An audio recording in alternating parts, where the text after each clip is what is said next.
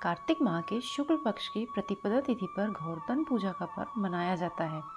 यह पर्व दिवाली के अगले दिन आता है। गोवर्धन पूजा को अन्नकूट के नाम से भी जाना जाता है। इस दिन गोवर्धन पर्वत, भगवान श्री कृष्ण और गौ माता की पूजा की जाती है।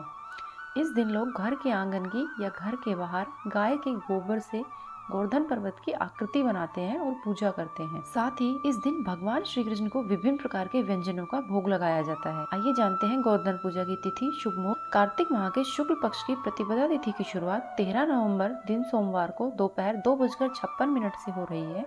वहीं इस तिथि का समापन अगले दिन 14 नवंबर मंगलवार के दिन दोपहर 2:36 पर होगा।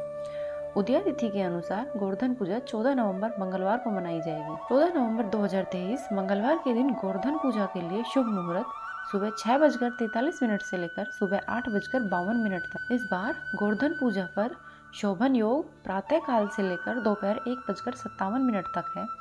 वहीं उसके बाद से अतिगण योग शुरू हो जाएगा। अतिगण योग शुभ नहीं होता है, हालांकि शोभन योग को एक शुभ योग माना जाता है। इसके अलावा गोवर्धन पूजा के दिन सुबह से ही अनुराधा नक्षत्र हो। पौराणिक मान्यताओं के अनुसार भगवान श्री कृष्ण द्वारा ही सर्वप्रथम गोवर्धन पूजा आरंभ करवाई थी।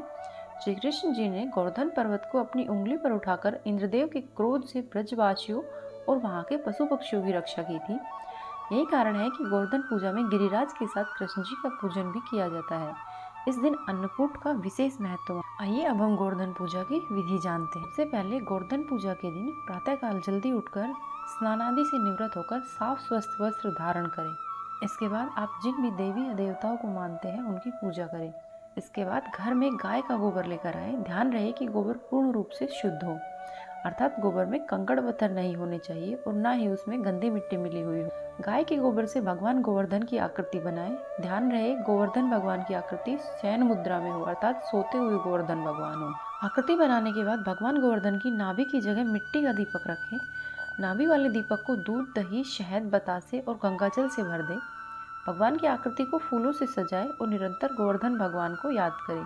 इसके बाद पूजा आरंभ करते हुए भगवान गोवर्धन को नैवेद्य और फल अर्पित। भगवान गोवर्धन के आगे दीप प्रज्वलित करें। इसके बाद भगवान गोवर्धन की 7 बार परिक्रमा करें। परिक्रमा के दौरान लोटे से थोड़ा थोड़ा गंगाजल आकृति के चारों ओर गिराते हुए चलते रहें। जल गिराने के साथ साथ जौ के बीज भी बोते हुए चलें। परिक्रमा होने के पश्चात अंत में भगवान गोवर्धन जी की आरती उतारें। नाभि वाले दीपक में मौजूद दही दूध को प्रसाद के रूप में सभी को वितरण करें और भगवान गोवर्धन का आशीर्वाद। यदि आपको हमारी जानकारी पसंद आई तो हमारी वीडियो को लाइक करें, चैनल को सब्सक्राइब करें, अपने दोस्तों के साथ शेयर करें।